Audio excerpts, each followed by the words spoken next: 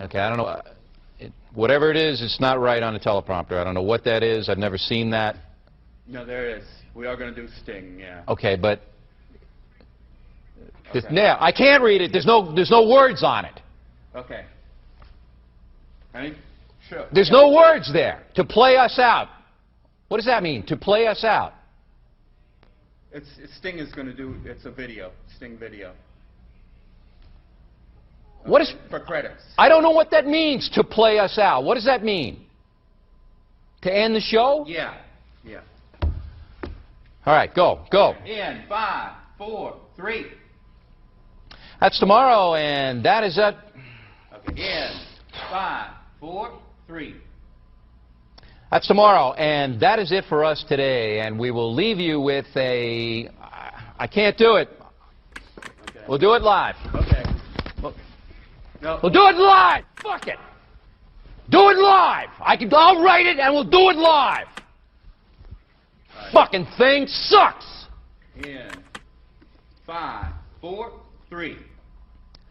That's tomorrow, and that is it for us today. I'm Bill O'Reilly. Thanks again for watching. We'll leave you with Sting and a cut off his new album. Take it away. Do it! Just do it! Don't let your dreams be dreams. Yesterday, you said tomorrow. So just do it! Make your dreams come true! Just do it! We obviously didn't communicate clearly. We're here to discuss your surrender, not mine. Tú eres tan romántico molestando con una diva. Me preguntas si te quiero. Yo te digo que no estoy lista y no quiero comenzar. No hay nada que pensar. Yo te dejaré atrás. Mientras gano más y más. No estás en mi nivel y tú no eres obligación. No estás motivada y tú aburres mi corazón. Eres un idiota sin inteligencia y razón. Entonces déjame tranquila mientras escriba tu canción. Tú eres tan romántico molestando con una diva. Me preguntas si te quiero. Yo te digo que no estoy lista y no quiero comenzar. No hay nada que pensar. Yo te dejaré atrás. Mientras gano más y más. No estás en mi nivel y tú no eres obligación. No estás motivado. Corazón, eres un idiota sin inteligencia y razón. Entonces déjame tranquila mientras escriba tu canción. Estoy aquí a disfrutar. Estoy aquí pero quiero gozar. Si quieres a mí pero vamos a bailar. Cintura a cintura papi tra tra tra.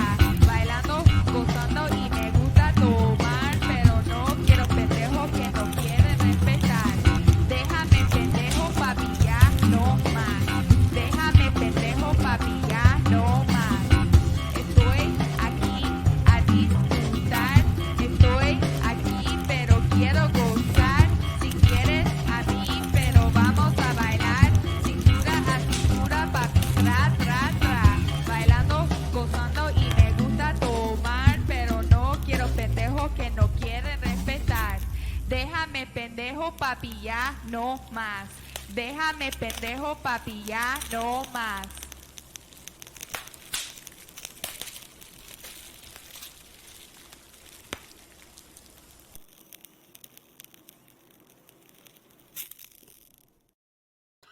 What is up, mi gente? It is your boy Luis Martinez, aka Big Chief Burrito, along with my co-host at Sofia Carrillo.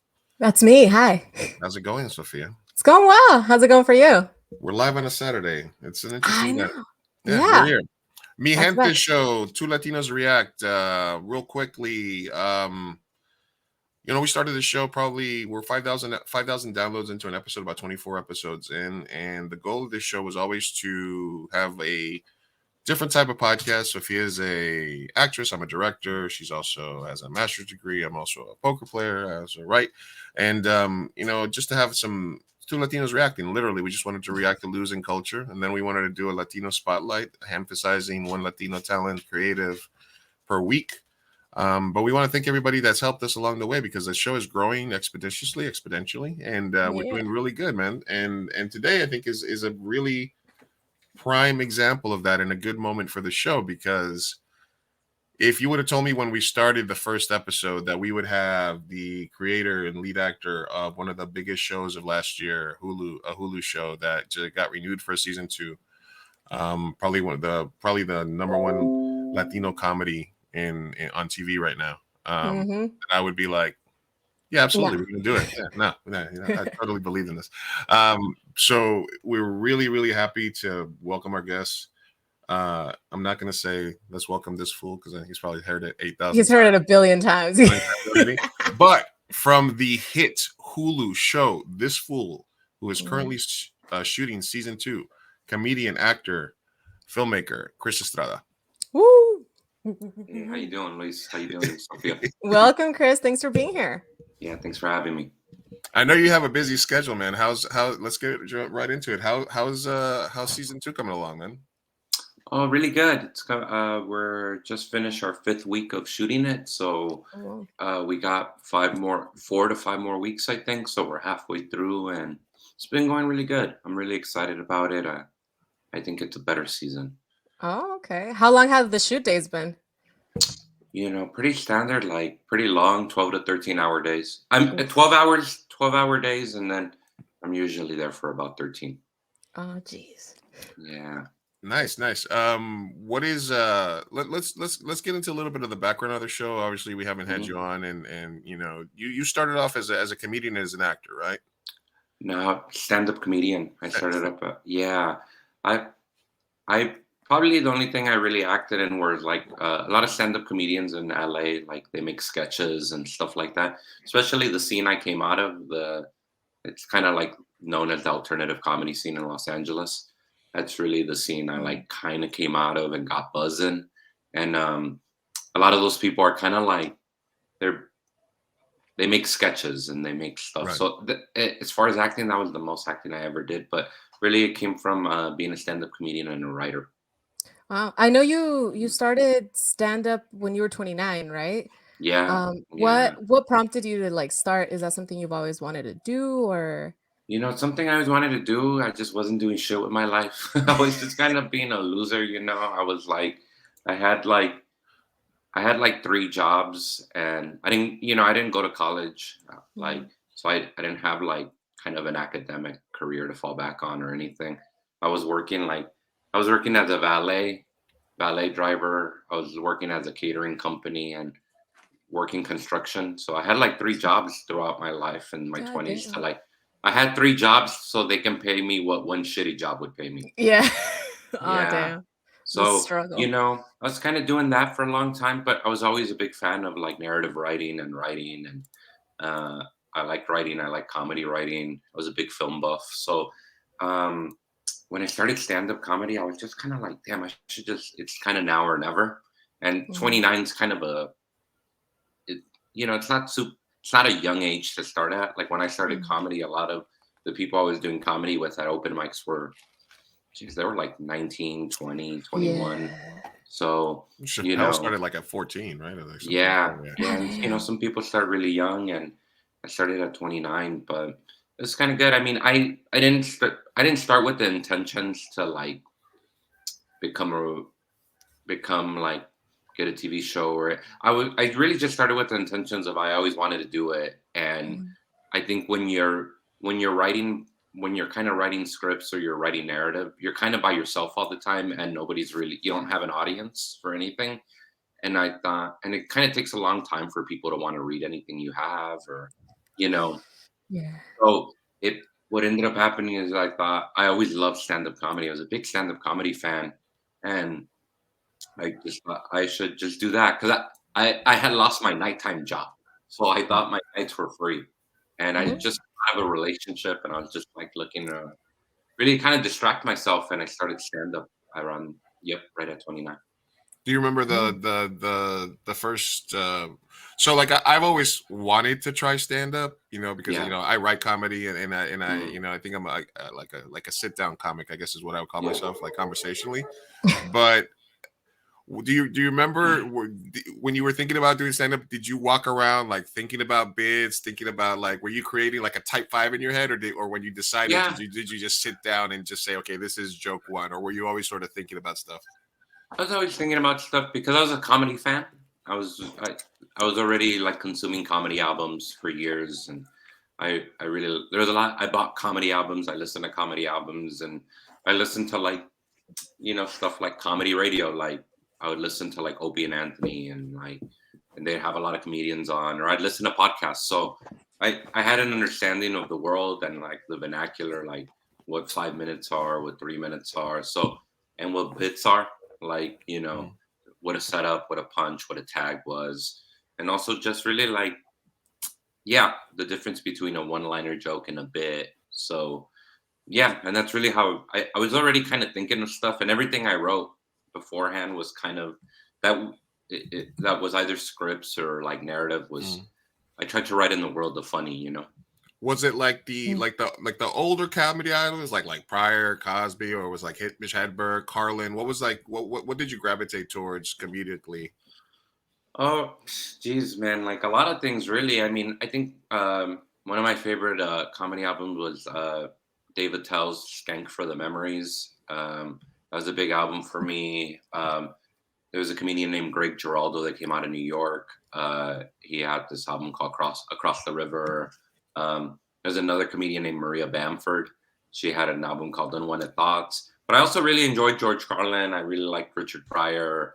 I loved Patrice O'Neill, Louis C.K. So I was really taking in a lot of comedy at that time. And so it was kind of a range of things. I liked a lot of modern stuff that I was listening to at the time. But I also, like, when I was in high school, like, my buddy Miguel, he would bump, like, we would chill in his car and listen to like Richard Pryor albums. Yeah, no, absolutely. Nice. Patrice and Geraldo gone too soon, obviously. RIP those guys. So you start getting into the comedy, you start walking around, and then how do you make that jump to like your first open mic, or do you start practicing with your friends, or how do you make that leap? You just kind of decide to go to an open mic. You find out where one is. At the time, there was a blog called Split Sider, and it really followed like LA comedy and New York comedy and comedy in Chicago. So they had a list of open mics, and through there I found this website called Comedy Bureau that this guy named Jake Kroger. He's kind of like he's a bit of a tastemaker in Los Angeles in that like he runs a website where you can find all the open mics, all the shows. So it's kind of your map, like your guide.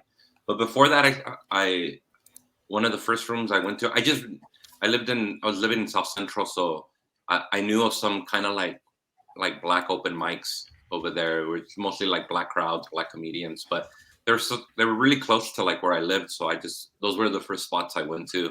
And then after that, I started going to like Silver Lake and Los Feliz and Echo Park. And then they had a lot of open mics, which was a little more of the like alternative comedy scene. Then I started going to Santa Monica, Hollywood, more like clubs, mainstream clubs and stuff like that for their open mics. That's awesome.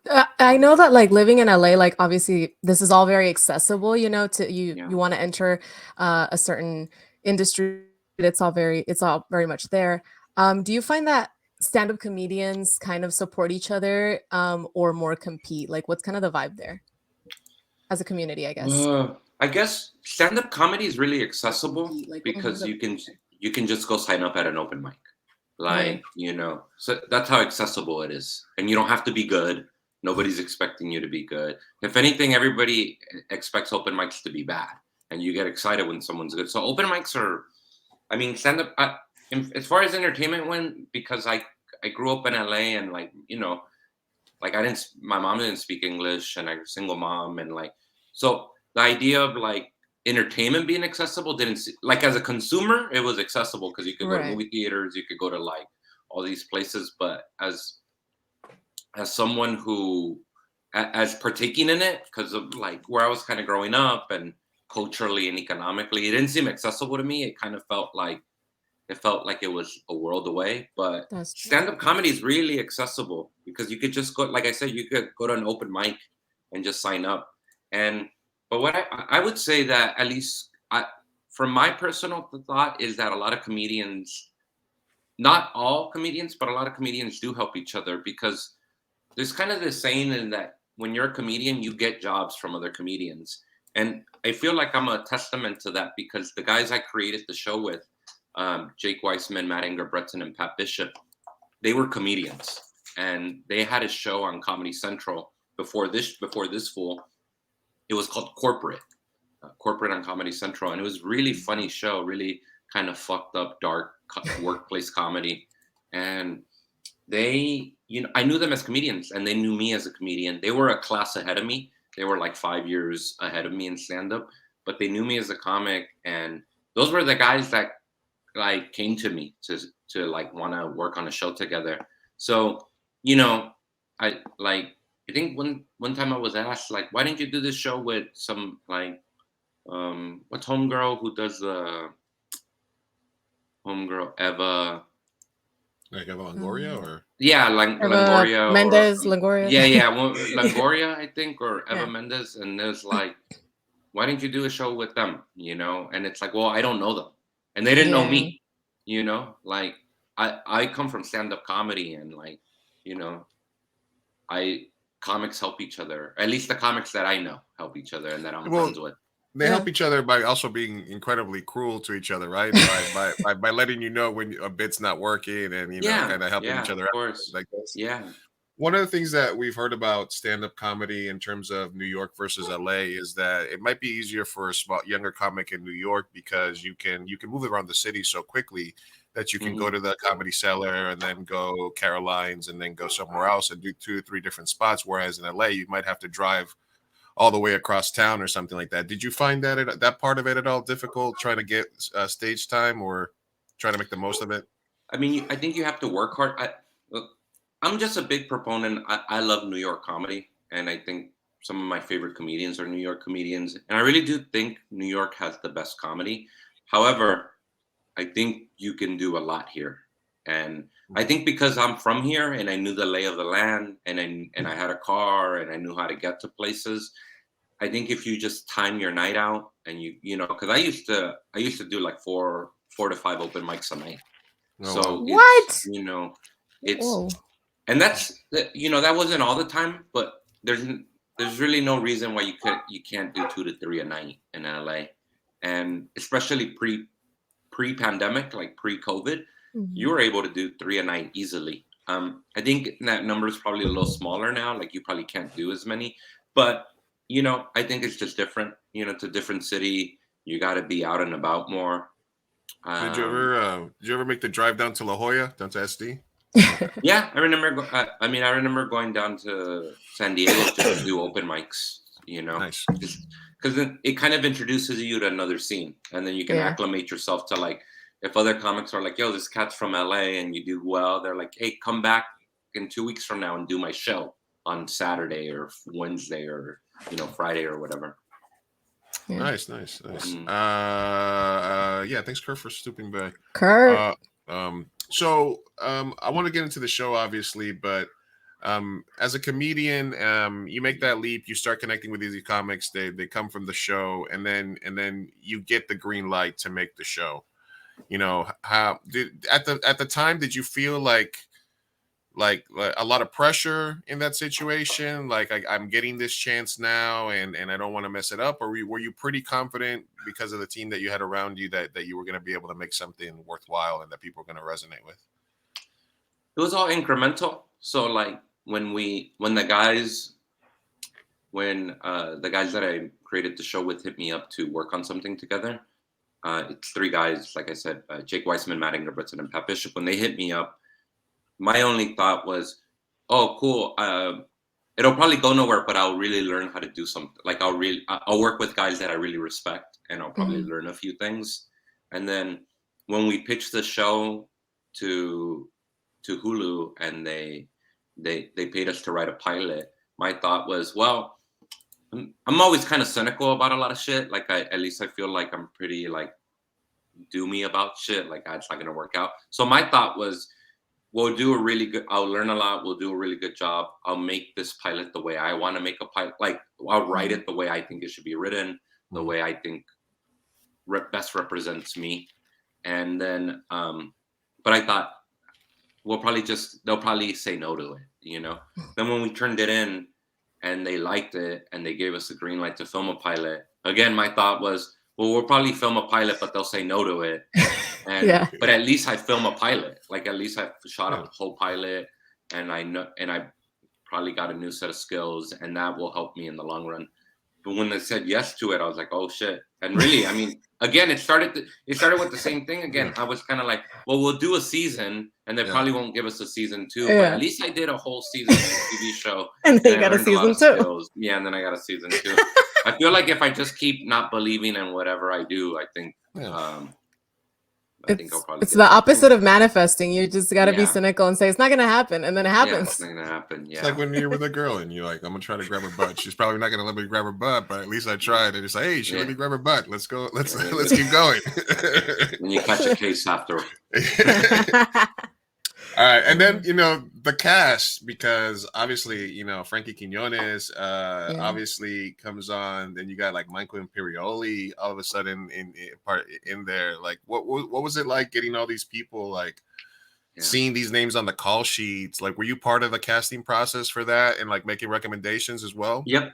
Yeah, I was part of the casting. I'm an EP on it, and I'm one of the writers. So me and my showrunners, we kind of share. We do everything by committee. It's 4 of us, and we do everything by committee. And so Frankie kind of came because he's a friend of ours. He's not only a friend of mine, but he's a friend of the showrunners. They know him as well from stand-up comedy, and we all have mutual friends. And I used to go on the road with Frankie as a comedian. And so when it came to auditioning him, we asked him to audition, and he was great. He was so funny, and he made the character more human in a funny way. So, it was really easy to want to work with him, just being a really good friend with him. And then Michael Imperioli came from, they wanted us to offer it to a big name. And I was walking around with a friend one night. This was during the pandemic. And I was like, man, they wanted us to offer it to someone. And I was like naming names. And he said, you should offer it to Michael Imperioli. And my thought was, he'll never say yes. Like, Right. And then he said, no, you'd be surprised. Like, you never know. You should ask him. And then we offered it to him, and he said yes. And that was the best case scenario, because aside from being a big like Sopranos fan, I like all the other stuff he's done, like Summer of Sam and all the other work. And like, it's so against type. It's so against his type. It's like a complete departure from like his other stuff. And that's what was interesting. And I think he helped make the show. He gave it more gravitas. And we wanted my goal was to write a character that didn't feel like white savior. I think a lot of TV, when they write these characters, and they write them in a way that these characters are very condescending, because there is that white saviors do exist, and a lot of them do kind of pat themselves on the back. But I just thought to myself, like, if we kind of write this way in the character, that like, in the way that like some of the political figures are like kind of activists that I like, that are white, that they just happen to be white, and they're like, like somebody like Bernie Sanders or Chris Hedges, someone like that, who's just like, they just feel like they're kind of fighting the right battles, and not make a mention of their race, or who gives a fuck if they're white, like, I just thought it was a good challenge to have this guy be white and not make him a white savior. Oh yeah, and I also enjoyed that, like you said, like Frankie brings like this level of authenticity without becoming a caricature. You know what I mean? Like, that was big. Yeah. So a lot of the characters. Yeah. Oh, sorry. Go on. No. Yeah, go ahead. It felt like it's authentic, and it's funny because it's relatable, but it doesn't approach parody or caricature. Yeah, I wasn't interested in that. I was just sort of like, a lot of the characters are based off of my family members, so I didn't want to one-dimensionalize anybody in my family or just anybody in my life. So I just thought, and also I think, I just like, there's a lot of like, sometimes when you see a lot of like, a lot of cholos in entertainment, like if it's not the American Me's or the Blood In, Blood Outs, it's very cartoonish and buffoonish. Like a lot of buffoonery shit. And I just thought, I'm sure we can make this character very funny, and while still making him feel human and not a parody. And the idea was that if he's going to be funny, or if he makes he's not any smarter or dumber than anybody else in the show. Like everybody in the show, and one of my favorite things was the guy who plays Chef Percy. He's a comedian named Jamar Neighbors. He told me, he goes, "Oh, what I like about this show is that nobody's shit in this show." Like, Yeah. and then he goes like, "Your cousin got out of prison, but you're a loser and you still live at home." Like, so it was kind of like, you know, nobody's better than anybody. Everybody's kind of equally flawed, and everybody's equally dumb in a way. Like everybody makes mistakes, and everybody has those moments where they look like idiots. So I didn't want to just pin that on the Luis character. I wanted to make sure that everybody looked. I love that. The story goes that when they were doing Seinfeld, their Bible was basically like no hugs, no lessons learned, right? Like, you know, these characters, there's not going to be a lot of emotion. What would you qualify as like the main sort of statement about this fool, like in that vein? Well, I think it's a pretty thematic show. So like, I think when we pitched this show, we pitched it as Friday, but directed by the Coen brothers. So, you know, I would say, I don't think we're trying to make a morality play. I think there's a lot of shows that like want to educate you and change your mind about social issues. And it's not really my priority. I think that can be kind of boring sometimes. And I just wanted to make a show. I was really inspired by this movie called Killer of Sheep. This movie, this black filmmaker made about a black family in Watts in the late 70s or 79, 1980. And it was a show, it was a movie about just a working class family in Watts, kind of working poor family. And the man of the house was this guy who was who suffered from depression. He was like existential. And he kept thinking, what is life all about, you know? And I just thought, man, that's such a great like character to see in the hood, you know? And I don't know, I was really inspired by that. But I think we try to make a smart I think we try to make a smart comedy that's also not afraid of being a comedy. I think that's kind of the takeaway. I think we kind of live in a time where there's a lot of dramedies. And, you know, like there's shows like that I'm a fan of, like shows like Reservation Dogs, Rami, Atlanta, other shows like that are like, they're not necessarily hard comedies, but they're more on the dramatic side.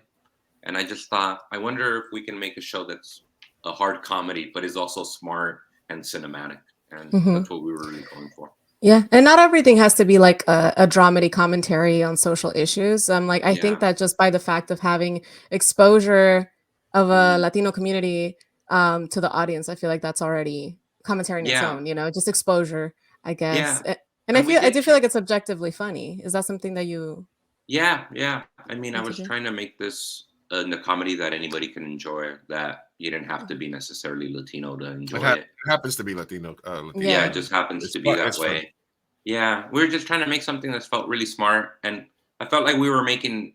I do feel like we make commentary on things, like we try to make a commentary on class, or like you know what it's like to work in the nonprofit sector, and what billionaires are like, or what's it like when you're working class and you're a janitor, and you know how invisible you may feel. But we weren't trying to say. We weren't trying to. I was trying to showcase it. I wasn't trying to say whether it's right or wrong. I was just trying to show the way it exists, you know? And so that was a lot of it. And yeah, that's what we were really aiming for. And you mentioned two shows when people ask me like, oh, what's this fool like? I was like, I compare it, like I said, very favorably to Atlanta, Reservation Dogs in that they're very true to that culture, but it's a universal show. It's very, it's and that's what I like about those shows. Yeah, we were really inspired by Atlanta, and then around the time that Reservation Dogs came out, I was also very like taken back and inspired by Reservation Dogs. Another brilliant piece of casting myself was Hassan Johnson from the Wire. It was like it was very awesome to see him pop up. Yeah, I was such a Wire fan that I was just excited to like work with someone who was on the Wire. Yeah, I had Carlito, who was played naming his son on the show on my other show. So I was like, oh, I got the So, connection there. It's dope. uh, So the casting, the show happens, and then you're basically saying, I get to make the show, but it's not gonna work. I get to write the show, but it's not gonna work. I get to film the pilot, but it's not gonna work. And then the show's a hit. yeah. Like, when does that text hit you, or when does that news hit you, and like, how does that affect you? Like, how does the do you have do you have like a self-doubt moment, or when it's a hit, do you allow yourself to feel like that yeah, it's a hit, I know I wrote it, it's mine, Yeah. like. Yes and no. Really, just kind of more consumed with the work, you know. So when when we were done with season one and it came out, we were, you know, my we were just thinking about season two.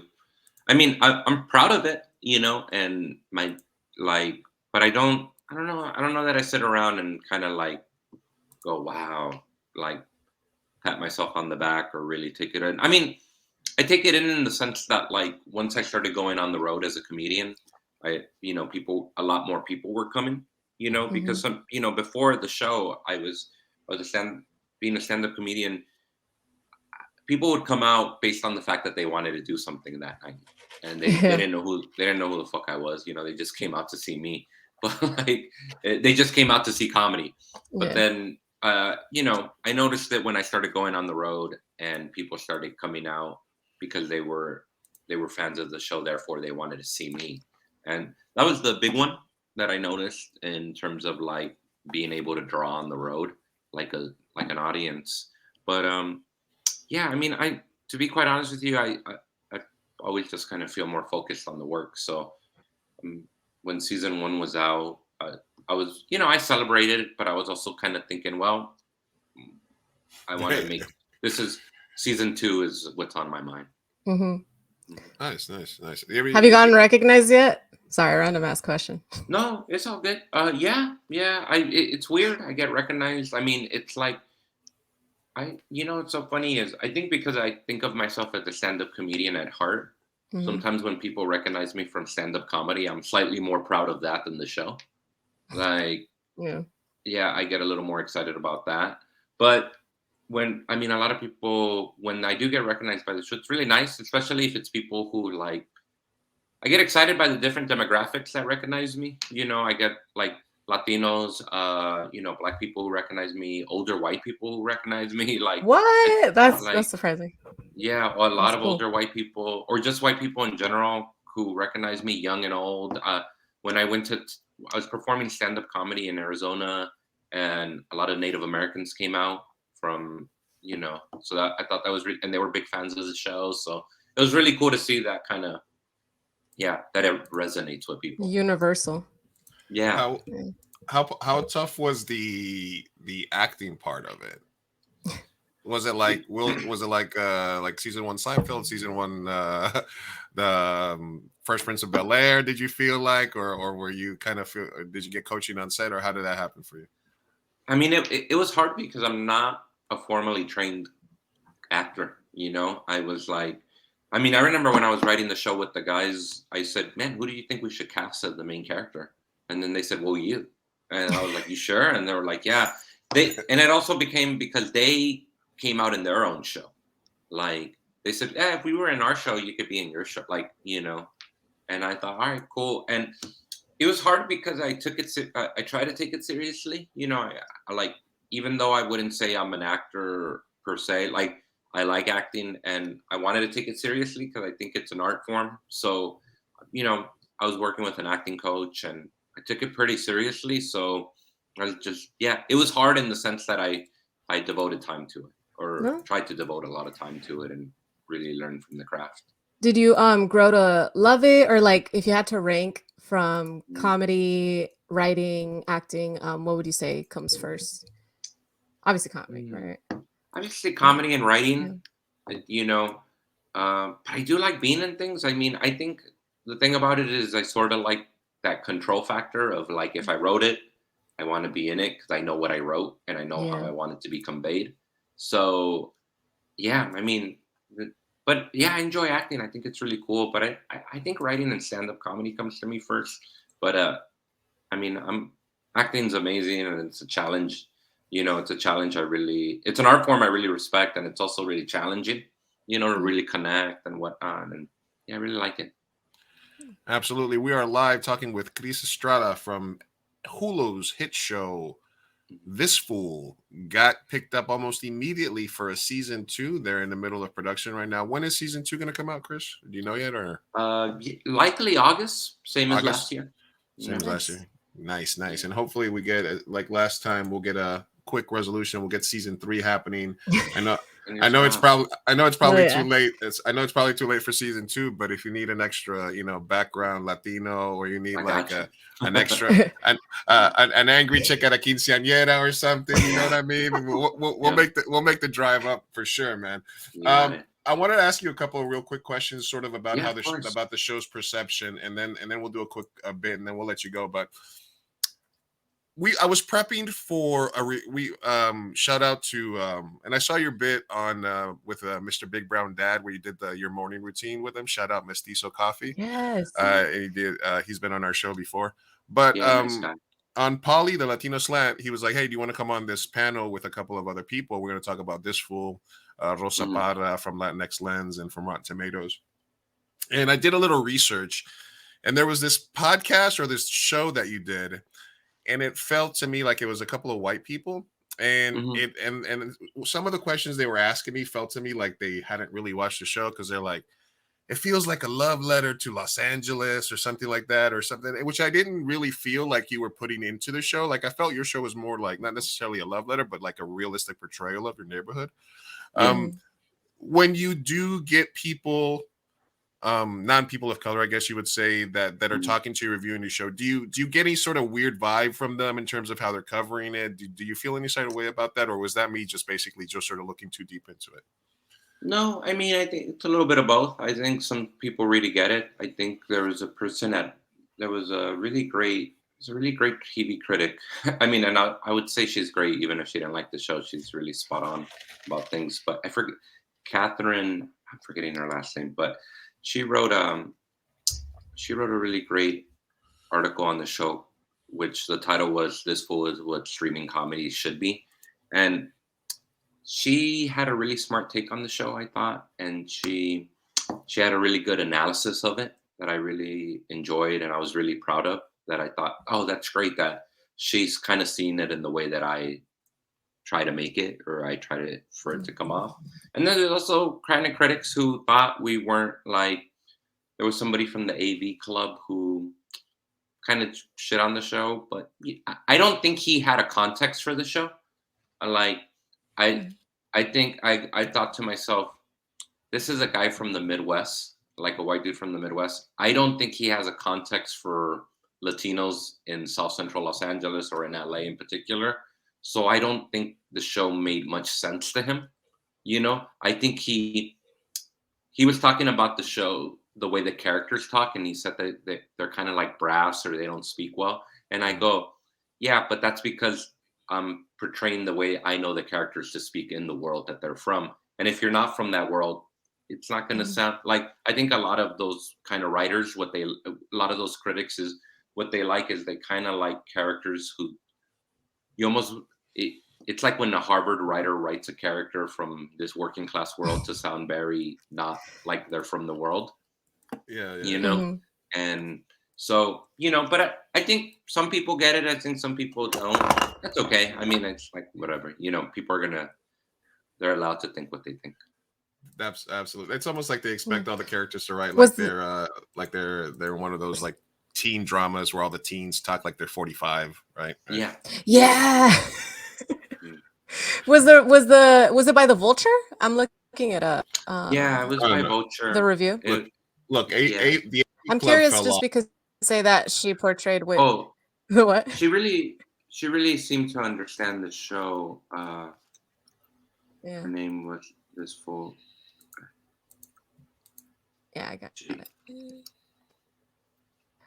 We'll figure it out. Sorry if I'm coming in with my Wi-Fi. Oh no, not a problem. It's by Vulture. The article was called "This Fool is What Streaming Comedy Should Be," and yeah, she had a really great like take on the Mhm. show. I thought her name is Catherine Van Arendonk.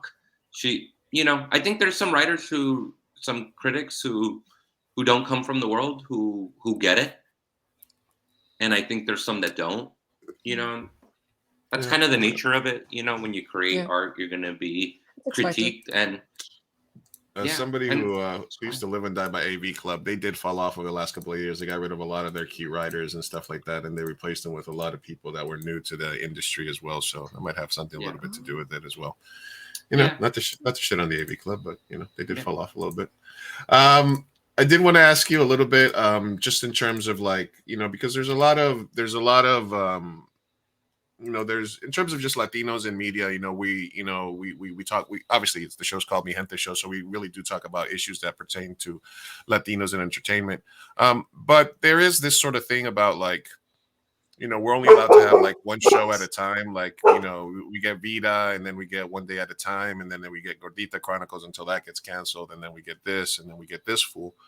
Was there any pressure, because of that, just because of the fact that it's kind of like in the space in entertainment, we're not getting the chance to have multiple shows? I always talk about the fact that I want to get Latinos to the point where we can be mediocre, because we can, Yeah. because it seems like for us to succeed, we have to be at the tippity top. We have to make an incredible show. And there's thousands of movies and TV shows that get made just that are just regular, that was there any added pressure because of that, or how do you deal with that?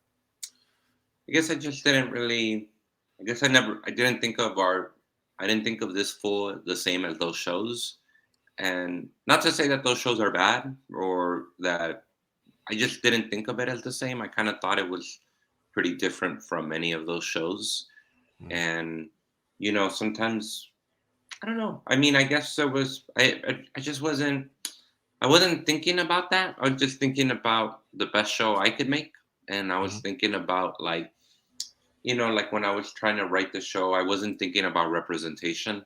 I was just thinking about what's the best show. Like sometimes I wasn't trying to represent anybody because the show's kind of loosely based off of my life.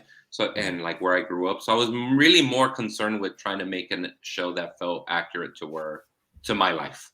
I wasn't like I didn't want to take on the burden of going. This show is You going to know, like the big represent. pressure to you were just trying to focus on like the immediate Yep. years and Yeah. Yeah. So, just I saw that I remember seeing that those shows got like canceled or they went to another network or whatever. But I guess I just didn't think of them as the same.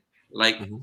like I wasn't trying to make a show like those shows, which is not, and like that's not to say that those shows are bad or anything. I was trying to make something different, and I just kind of was like, yeah, I didn't really think about it. I was just trying to make. You I didn't think that wasn't was like the thinking. same lane, right? You thought you were just kind of like coming at it from a different place. Huh? Yeah, yeah. Mhm. Nice, nice. Okay, got it. Makes complete sense.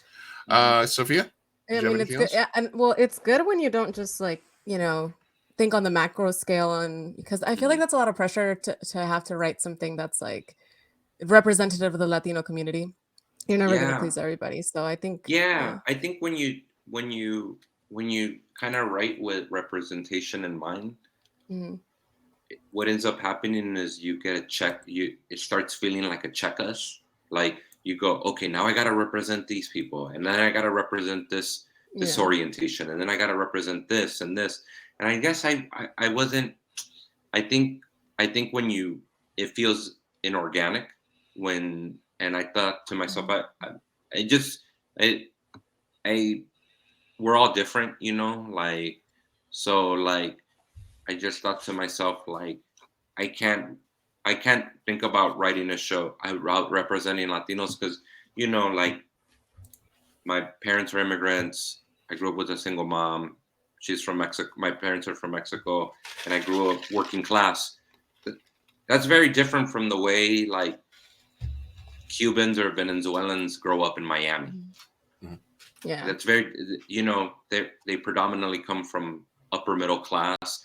So we don't while we may have a shared kind of language and sense of culture maybe, and I just I just thought to myself that's not really I can't even, and also like I mean I grew up where I grew up it's like a half black, half Latino neighborhood, and that's who I grew up with. I couldn't think about like, well, how do I? Because people in East LA grow up with predominantly only other Latinos, you know. So I or like Mhm. You couldn't you make know everybody happy. yeah. Yeah. So I was just really trying to focus on what I wanted to see from where I grew up, and not just that, but like just the kind of things I wanted to see instead of representing everyone. Mhm. Absolutely. Yeah, that makes sense. I mean, I guess the thought is obviously, you know, whether it weighed on you, and if it didn't, and if you were looking at it from like a fresh perspective of not really trying to, it's probably better for you creatively not to have all that onus on you placed of you of like, you know, representing for the entirety of the community, you know? Yeah, I was Yeah. trying to try not to think of that. Like I was Yeah. trying to just go, I just write the shit that I want to write. Look, It's also a personal experience. yeah. Go ahead, Liv. No. Yeah, no. Like I said, as an immigrant and you know, Hmm. child of immigrants, and as a Colombian, but that I've been Hmm. in I've been surrounded by Mexicans in San Diego for the last 20 years. So it was, you know, the show spoke to me tremendously because our family's favorite president was Reagan because of the Hmm. 80s amnesty as well. Yeah, And working in corporate America, we had the giant toilet paper rolls from work, you know, yeah. the stuff like that. And I've literally had I've literally been in the situation, not with a cousin, but with a friend of mine. I was like, come on, man, why don't you smoke some crystal with me? Yeah. That scene right there was like, Hmm. I don't know how it was like, that's so true to life and so like Yeah. very specific to the experience right there. That's probably my favorite scene in the whole show. Yeah, thanks, man. I love those darker scenes. I just Yeah, like some of the yeah, darker elements of the show. absolutely. I did want to just ask you real quick your Yeah. thoughts, and then we're going to do a quick bit and we'll let you go. We're talking with All Chris. good. I got all the time. Don't worry about Oh, okay, yeah, got it. No, I just don't want to make sure. it. Thanks for everybody that's tuning in. Hey, what's up, Mellows? Dropping on saludos. Hello. What's up? What's up? Kurt had said earlier, comedy is oversaturated these days. Unfortunately, so many people are doing it or trying. I guess, I mean, there's a lot of people trying to break into the industry all the time. Yeah. I did want to get your thoughts because, you Yeah. know, we talk a lot about, you know, comedians helping each other. And then also in the industry, Latinos helping each other in the film industry. What were your thoughts on the Ralph Barbosa, George Lopez situation where, you know, he was brought up in terms of like, you know, who is he? You know, George Lopez did the whole thing where, you know, somebody didn't shake his hand when he was a comedian and he held on to it. And then all of a sudden he's in this other situation. What did you have any immediate reaction to that? Not really. I mean, I'm like, I know Ralph a little bit. I met him like a year ago, and I don't know George Lopez, but you know, it just struck me as a comedian talking shit. I mean, I think to a lot Yeah. of people were like, "Oh my god!" I mean, he didn't say he wasn't funny. I truly think I just think he doesn't. He's an older guy, Yeah, he's and not going to see Yeah. him. He's not going to he- pop up on his Instagram feed. You know, it's not.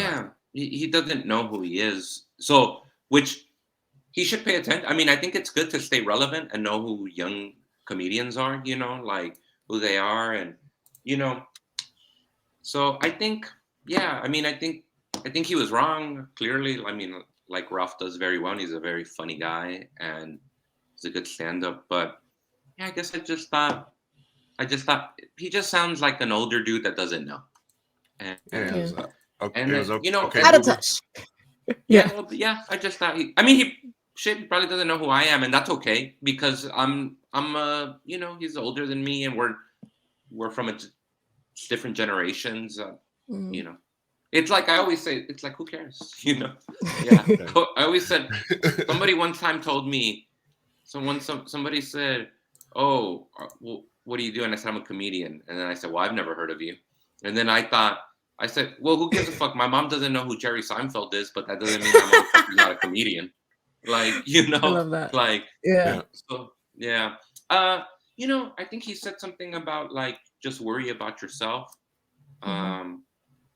You know, that's how he thinks. That's how he thinks. You know, I, you know, I don't think it's a good way of thinking, but you know, I don't know if that's he's allowed to think whatever the way he wants. You know, I Mhm. I don't Yeah. know that. I don't think it's healthy, but you know, it's not. I don't know. He's allowed to think whatever. You know. You said you were influenced, or that you watched a lot influenced by movies and stuff like that. Just because we're filmmakers here, was there like what was do you have like some ones that were super important to you growing up, or like the first movie that you like watched over and over that really Yeah, affected you? I was a big fan of the Coen brothers, so I really love Raising Arizona. Absolutely. Yeah, Raising Arizona was a big film for me. Love that movie very much. Fargo was a big one. Hudsucker Proxy. Yep, Hudsucker Proxy, Miller's Crossing, Barton Fink. I was a big fan of those movies. I was also a big fan of just kind of like, you know, I liked a lot of Italian films at the time, like The Bicycle Thief and Estrada, and Nice. those kind of neo-realist films. Nice. I liked a lot of like, Killer of Sheep was a big movie I liked. But I also like comedies, American comedies like Midnight Run was a big film that I like. I love Friday. Friday is a big film that I love. So yeah, I was really taking a lot of. I just love movies, so a lot of everything from independent films to foreign films to kind of big American comedies. I really like. Would you ever get into, or have you already directed and produced as well? Well, I haven't. I've only produced. I haven't directed, but I'd like to. Hopefully, if we get a season 3, I'll get a chance to direct an episode. It's yeah. I did want to ask you a question about that now that you mention it, because you're a comedian, you're starting off, this is your first show, and it does well, you get the okay that's unexpected, then you get season 2. How do you leverage trying to get everything that you want visual from your visualization of the show versus not wanting to like push the envelope, not wanting to ask for too much, not ask, how do you balance that? Does that kind of with your team, or do you sort of make a conscious effort? Like, we want to ask for this for season 2, but we're not going to ask for these things because we want Hulu to keep liking us and to keep, but we don't want to become a burden. Is that, how do you balance that?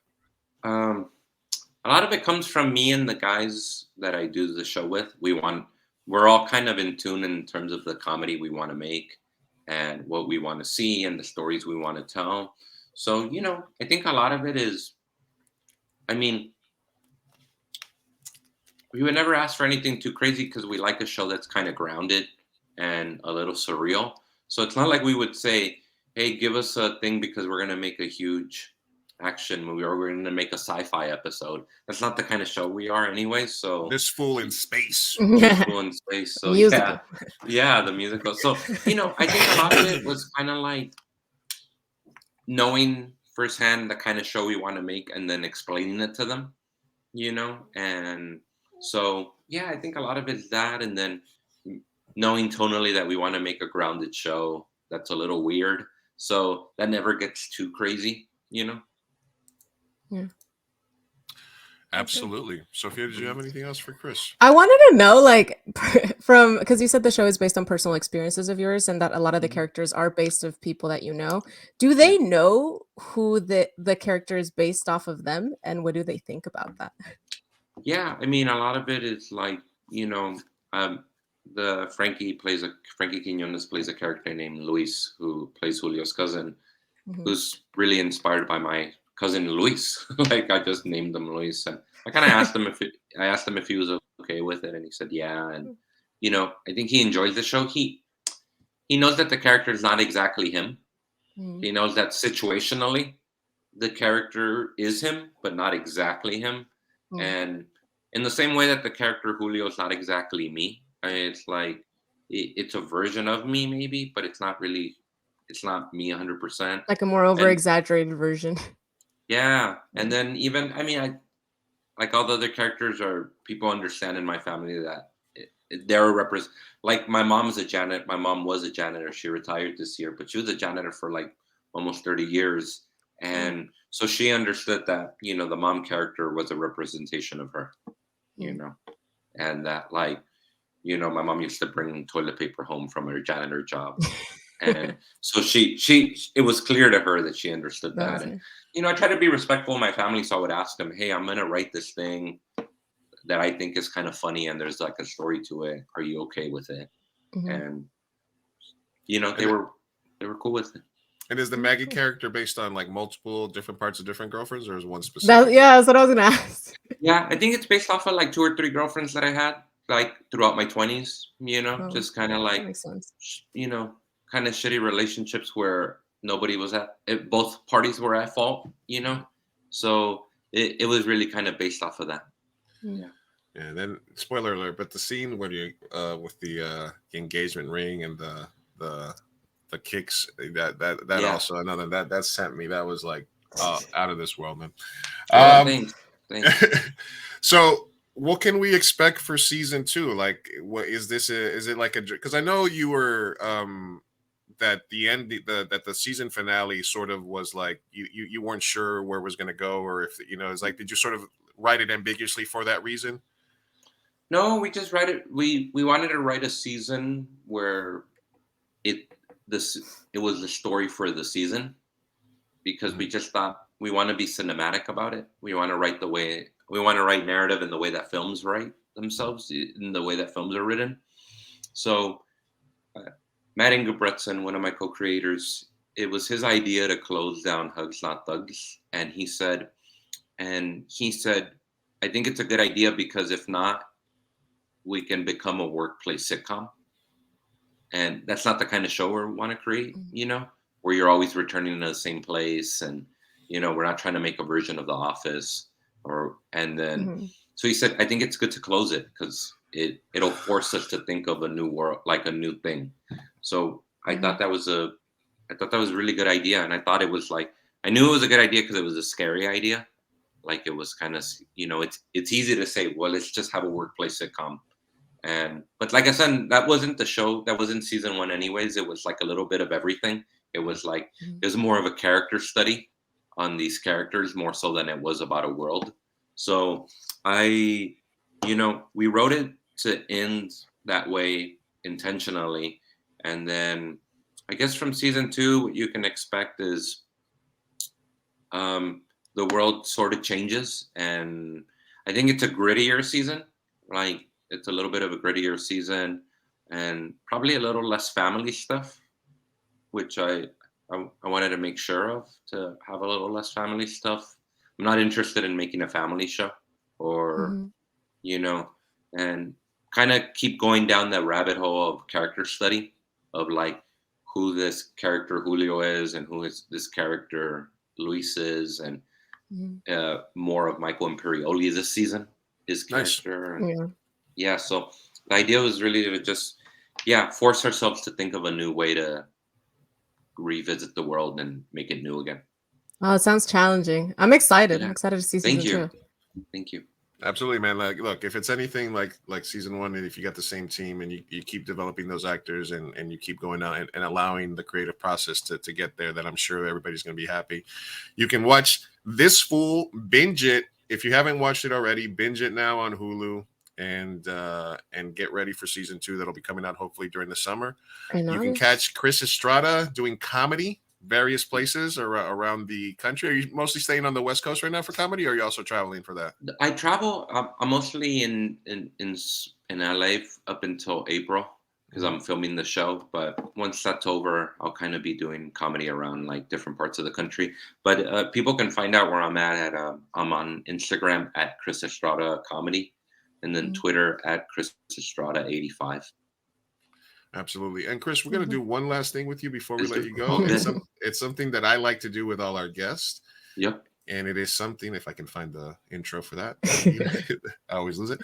It's something that we like to call, here it is, the bracket bit.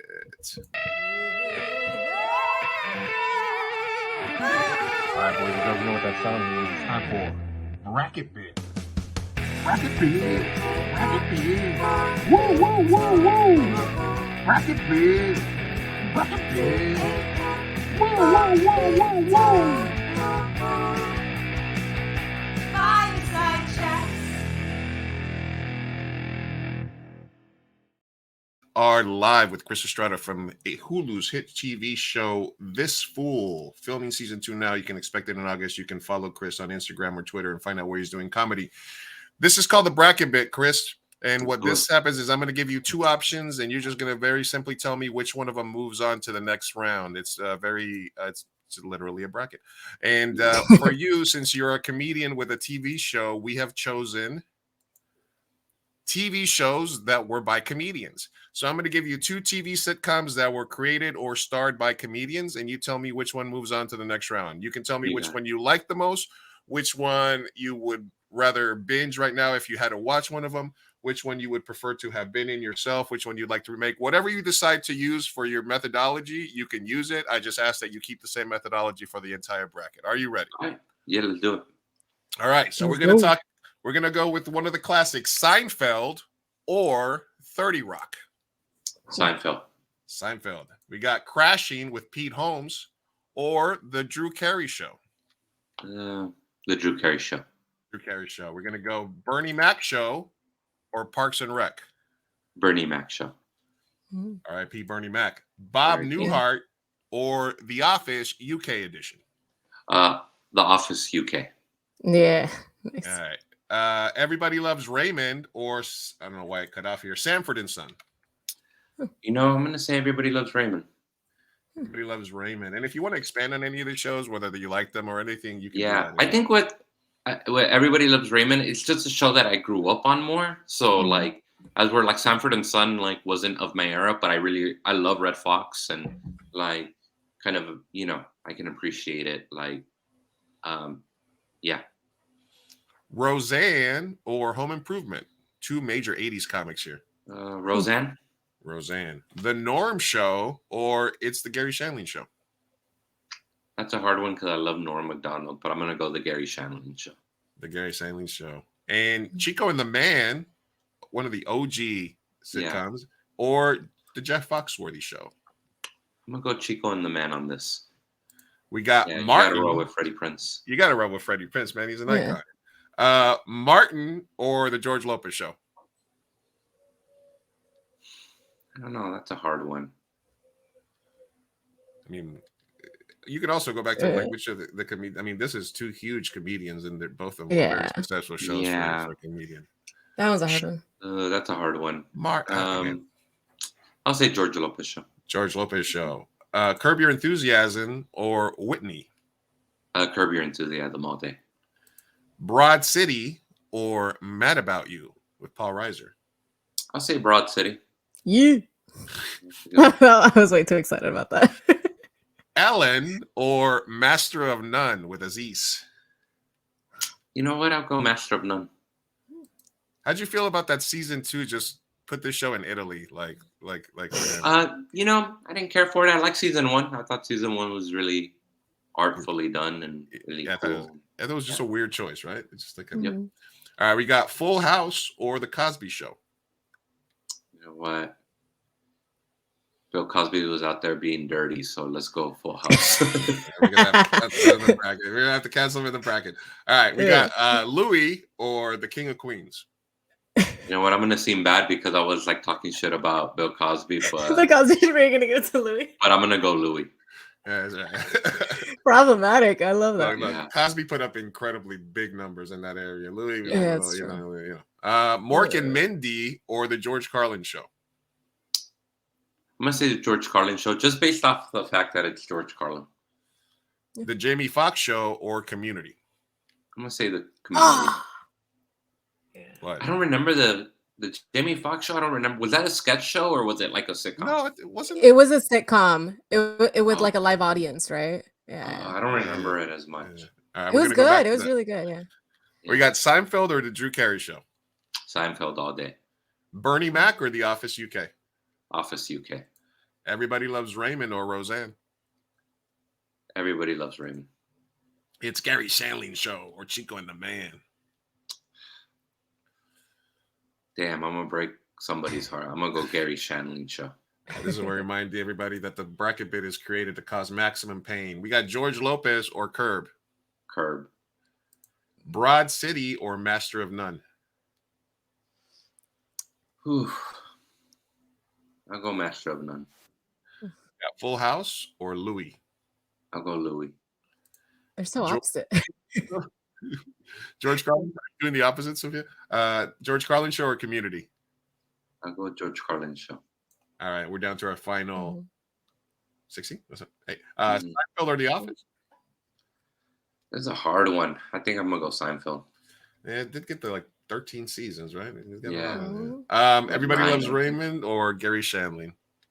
Gary Shandling. Curb or Master. Curb. Louis or Carlin. I'm gonna say the Louis Show. Ooh. And we got our final four. We got Seinfeld or Gary Shandling.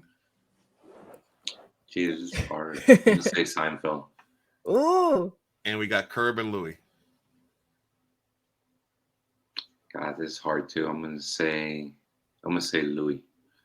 All right, Seinfeld and it was almost Louis. a Seinfeld versus Seinfeld right there. Yeah, it was almost gonna be Seinfeld versus Seinfeld. But in the end, it's down to two masterful comedians and two really good sitcoms. What do you think wins for you here? It's hard because I love the more cinematic approach of Louis, but I love Seinfeld because it was just kind of one of the first shows that I really fell in love with as a kid, and I thought it was so funny and smart. So I'm gonna say Seinfeld. All right, Seinfeld. Then damn, that was great, man. That was challenging. You did it. You survived. You have survived the bracket, Chris. Yeah, no, I mean Seinfeld. And I always ask: is there a TV show or a sitcom by a comedian that I missed that you think that you were thinking, why isn't this there, or another one? You know, dude, you did a pretty fucking good job of covering those shows. I'm sure there is. I probably can't think of one off the dome right now, but those were great. Wow, well, let's get 4 more seasons so we can put this fool on that list then. Hell yeah. You can catch Chris Estrada in the Hulu's This Fool Binge Season 1, Season 2 coming out soon in the next couple of months.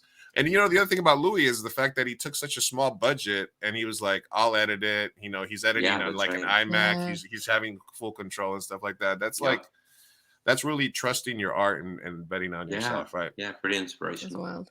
So, Chris, man, absolutely love the show. Like I said, it hit me on multiple levels. The reality, the comedy, the fact that it's a comedy that doesn't have to be Latino, but features Latino, that you're out there doing your job, that you're not taking things too seriously. You seem to have the right attitude, the right approach to it. So I wish you nothing but the best, man. And, you know, wish you and Sophia nothing but the best as well. Thank you. And once Keep you get going. that, I love once you show. get that juice for like season 4 and 5, where they're throwing mania, you just say, you know, I want Sophia in and I want Lou to direct I'm a great extra. Yeah, let's get Sophia and Luis in here. Come. Yeah, just throw me like episode 6 and like a 12 episode. Just one. Put me in the background. I'll do be you in it. I don't care. Anyway, man, thank you for joining us. We'll be in touch with you. I appreciate you taking the time, man. Thank you for joining us, and we'll let you go, man. Appreciate you guys. Thank you so much. Take it easy. Thanks, Chris. Bye. Later, Chris. Later. Should I leave the studio? Yeah, I'll get you out of there, man. But I appreciate you, man. And I appreciate you guys. Thank you for having me. Truly, it was a lot of fun. Right, man. Thank you. Have a good rest of your day. Thank you for giving us your time. Of course. All good. Thank you, guys. Peace out. Am I cutting in and out? My Wi-Fi. My Wi-Fi. My wife is not great. My Wi-Fi is not good. Is that what you named your Wi-Fi? Yes, I guess. Oh man, how you feeling? That was really good. I like it. He is, you know what? He is like so humble. Extremely humble. I was very surprised by that. You know, you would think a lot of people that get a show on Hulu and kind of like you know, have a successful project, especially on the first try, it's like you think their head would be massive, and this guy is just freaking humble. Loves him. No, absolutely humble as you can be. Like the fact that he agreed to be on the show, the fact that he was like, gave us his time and stuff like that, when he's obviously has much bigger mediums that are probably covering the show, and to give us Mi Gente show a shot to interview him and to help us out, because really he's the one doing us the favor, right? We're not really, we're not, we might, hopefully we get some more eyeballs on the show, that'd be great. But in reality, he's somebody that's established, that's got a second show on a major platform. That's an incredibly well-reviewed show. I like the fact that it's one of the only, Latino comedies out there doesn't weigh on him. I really admire that attitude. Yeah, I know. It made me think of like, man, I really overthink things. Like I get stressed over the little things. I really do. And then the whole fact that he started stand-up at 29, I'm like, I'm 28. So it's very encouraging to see that people can thrive and succeed in the industry, having, what you would call a late start, So. No, man, it's incredible. And we want to really thank Chris Estrada for being on the show today. It was really an honor. Absolutely. Absolutely an honor. Man, it feels like Yeah. we've been doing shows every day. Every day, dude. I know. I'm like, and then I mean, we're gonna get a break, and then Wednesday, And then we got back in a big way. Back in a big way and stuff like that. But hey, at least we're taking advantage of your fun employment to put some more content out there. 100%. Yeah. And I think this was also a really big opportunity for the show, and I'm glad that we took advantage of it. I think we did a good job. Yeah, I think so too. Pat on the back. Pat on the back. We're doing great. Keep it going. So thank you for everybody that tuned in. If you're listening to this episode, thank you for listening. Don't forget to leave us a rating, share with your friends, etc. Follow us across multiple platforms, all that good stuff, so that you're notified. Make sure that you're right here at the bottom. Mi Gente Show. Follow us everywhere, on IG, on Twitter, on Twitch. On Twitch. Soon, we'll have a YouTube up shortly. And thank you very much for listening. Thank you to Chris. Sophia, any personal news or anything before we get out of here? Oh, yeah, right. None that I can really think of at the moment. No, I'm blanking. What about you? None. No. I mean, you do your car. Oh yes, I do have a car. My piece of my very humble 2005 Honda CR-V that I got passed smog. I'm very happy about that. Yes. So hell yeah. I'm back into the world of the mobile after being stuck at home for the last 7 years. I'm very happy that I get to move around at least. Canceled all my delivery services. La gasp. I canceled my DoorDash. I had Uber. I canceled Uber. I canceled Instacart. All that stuff. So when I want food, I have to go out and get it. Or you're gonna save so much money though. Yeah, and just cook it. Yeah. The other day I wanted Subway, so I went to Subway, and it cost me $8 for a sandwich instead of $25.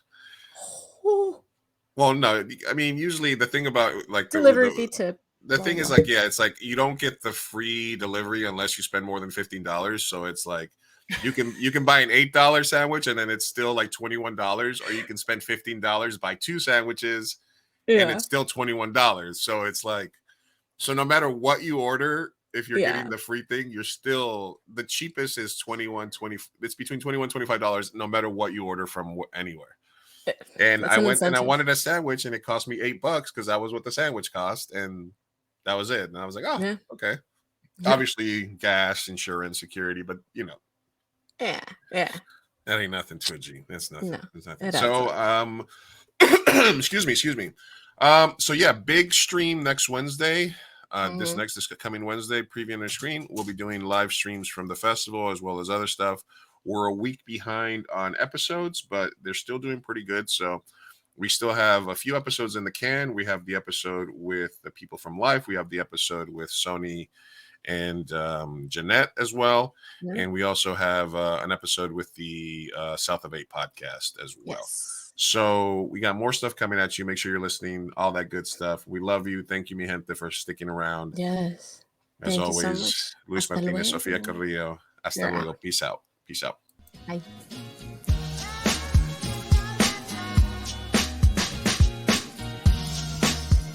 Vamos, papá, hay que irnos. Me estoy aguantando desde que pusieron el domo. Puedes esperar. Muchas personas trabajaron en esta película y solo quieren que te aprendas sus nombres de memoria. Y yo quiero asegurarme de que ningún animal resultó lesionado durante la filmación de esta película. Listo. Uy, palomitas en el suelo. Wow. Espera, parece que Maggie tiene algo que decir. Prefería su primera palabra. ¿Qué escuela?